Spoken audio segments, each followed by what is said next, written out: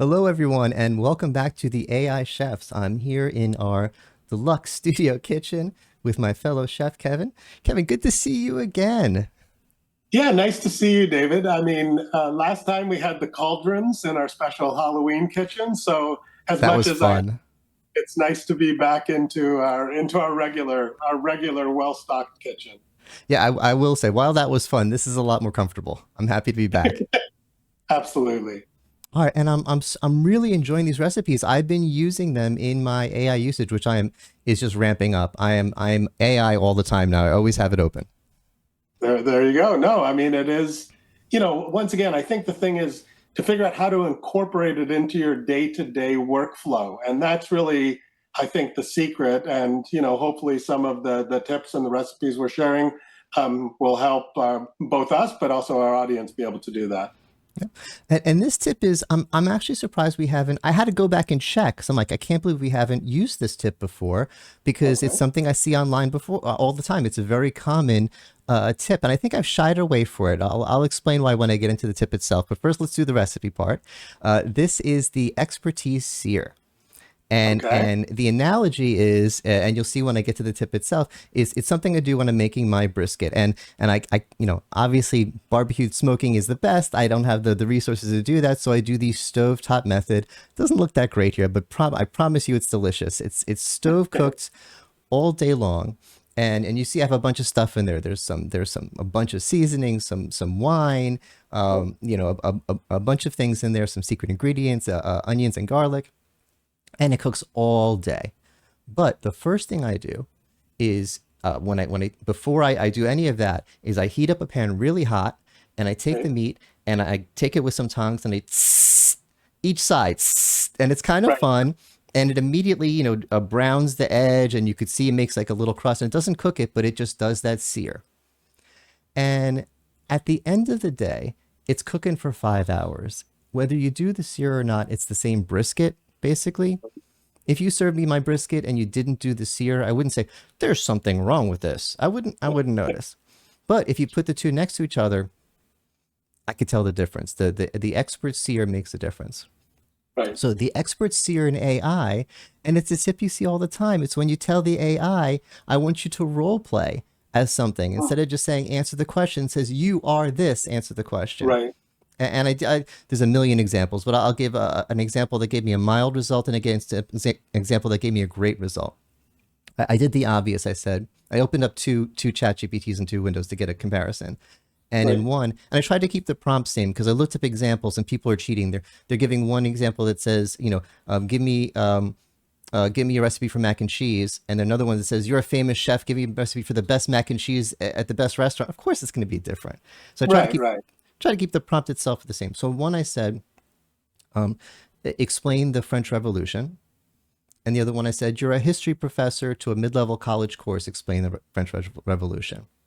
And it was kind of they both gave me kind of a bullet pointy list of factors, but the role playing one, the professor one, you're a professor, it had Right. more flavor. Ah, It was a little better. It was a little bit more of a narrative, a little less bullet pointy, and had a little bit more context. Like they both talked about how there were three estates and there was conflict between the three estates.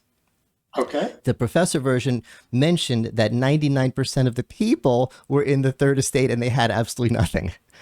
Ah. Okay, that kind of So adds a little bit. the searing Ooh, keeps in all the juiciness of the AI response. right, the searing really, yeah, really kept in that juiciness. It added that extra bit of flavor to it.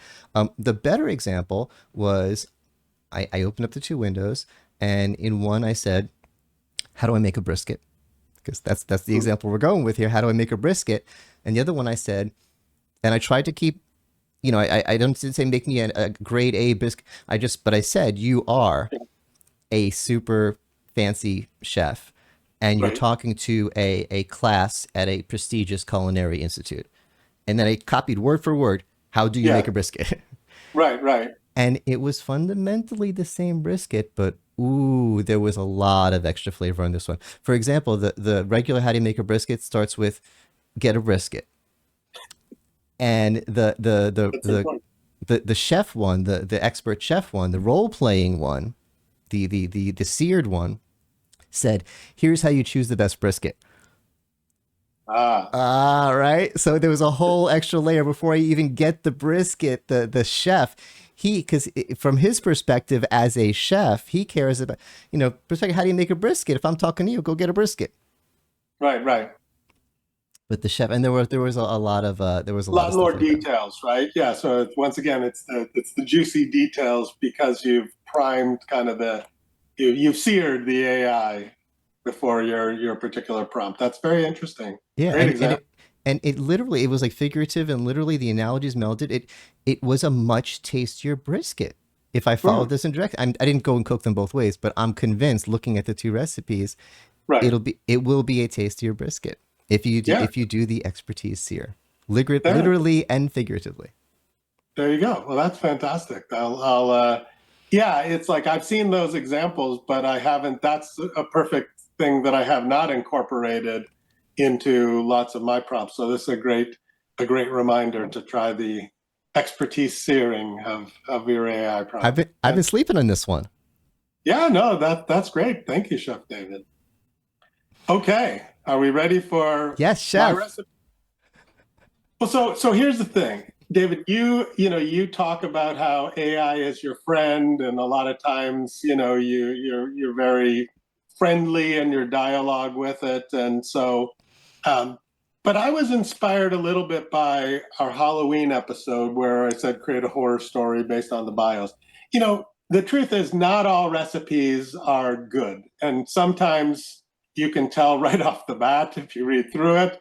Other times, you have to kind of suffer through it, and either, it's not worth. A lot of times, we'll say it's not worth the effort. Like sometimes it tastes okay, but it was very complicated, or it took a lot of time, right? And so, and sometimes, quite frankly, it's just for some reason the ingredients don't just come Can together. I give you So, a food? Can I give you a food based analogy?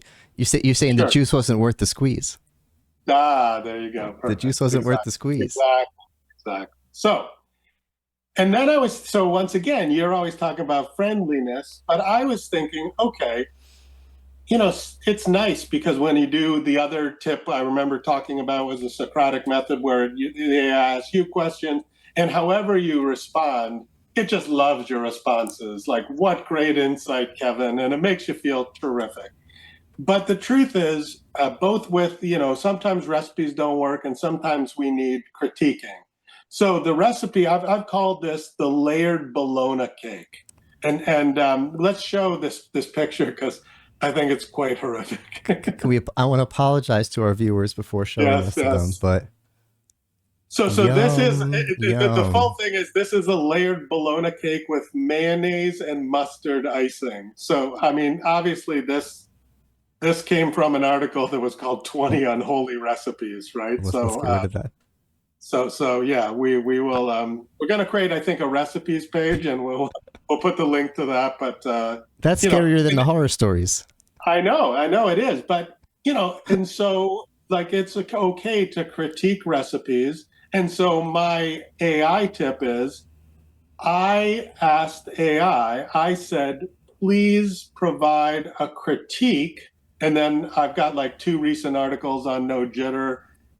One was about uh, just some monitoring tools and the evolution of Teams reporting and how it's changed and what the gaps still are. So I took that article and I said, hey, could you critique this article? Because I didn't want it to say, oh, this is the greatest article ever written.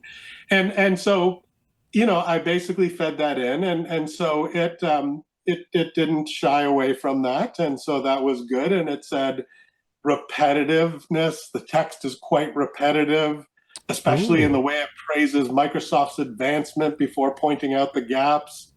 It told me there was a lack of focus. I mean, the interesting thing wow. is this actually went through, you know, the editors at No Jitter, which are, they're actual journalists and do a much better job of making my articles sound good in the end. It said the article jumped between topics. It suggested that I used overly technical language. Um, it said that there was insufficient critique. While the text mentions gaps and opportunities, it doesn't delve deeply into the issue. So anyway, I'm it's getting certainly, offended on your behalf. You're a good writer. no, How dare it? but here's the thing. That's not Asking okay. for this critique, it did point out areas where, some of it I realized, and if I had a longer article, but it showed you, okay, if you wanted to make it better or longer or, invest more time into it, it definitely pointed out particular areas. Now, a lot of times what I found, and I tried, I used Google Gemini and ChatGPT and Copilot.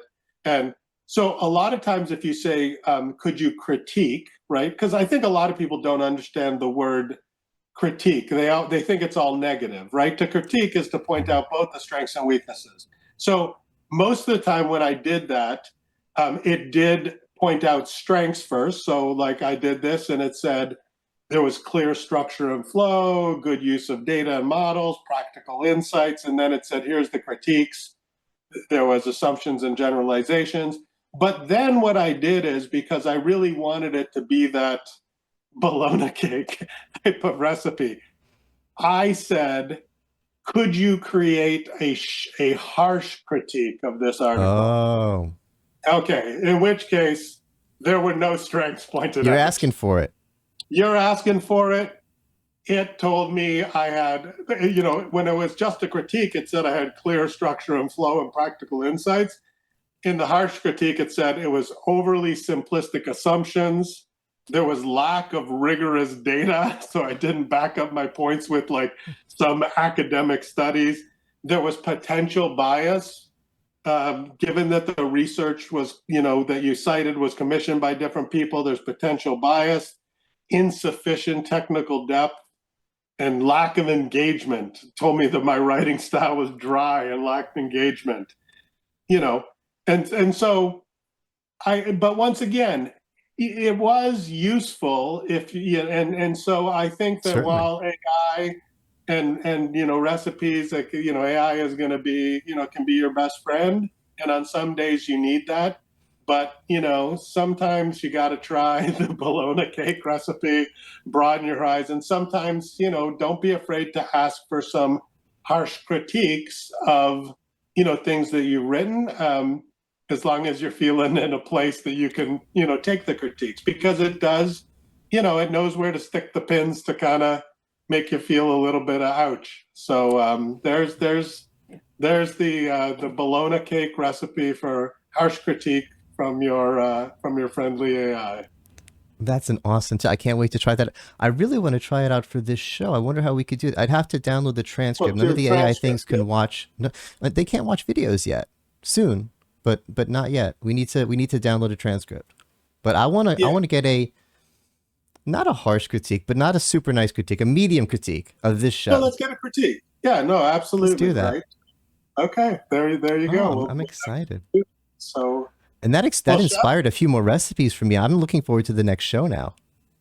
Yeah, and I got some good stuff for you. I already have a recipe in mind, which a lot of times, you come up with your recipe first, and then I'm like having to figure it out. But now I'm making a list, and I've got a few recipes in mind as well. So, Nice. um, thanks for joining us in the AI Chef's Kitchen. We'd love for you to engage, and subscribe, and certainly pass along any tips or ideas that you have for recipes. Yeah. Thanks for watching, everyone. And please like and subscribe.